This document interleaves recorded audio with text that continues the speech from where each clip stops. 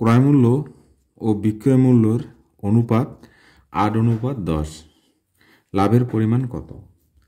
এই অঙ্কটা খুবই সহজ। আমি একটা শুধু টেকনিক শেখাই দেব, যেটা হচ্ছে যে দেখো, এখানে যখন আমাদের কোনো কিছু লাভ বের করতে বলা হবে তখন আমরা ধরবো কোনটা?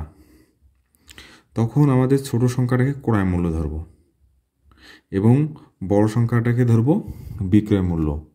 তাহলেই আমরা অঙ্কটা তাড়াতাড়ি করতে পারবো এবং সহজে করতে পারবো। আমি বলছিলাম কি, ধরি তাহলে এখানে হচ্ছে বিক্রয় মূল্য কত টাকা? 10 টাকা।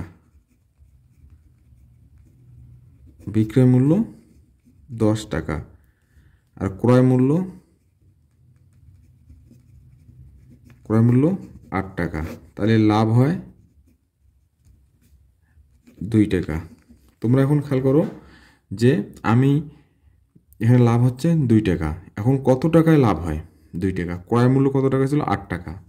তাহলে আমরা লিখতে পারি যে যেহেতু আমাদের লাভের পরিমাণ কত, 8 টাকায় লাভ হয় 2 টাকা। 2 টাকা। অতএব 1 টাকায় লাভ হয় কম হলে ভাগ। ঠিক আছে? এখন তোমরা খেয়াল করো যে কত?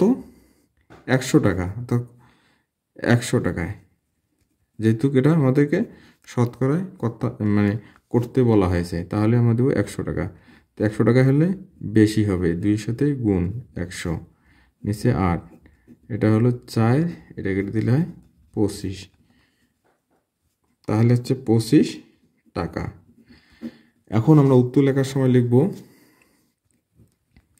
উত্তর লাভ হয় 25%।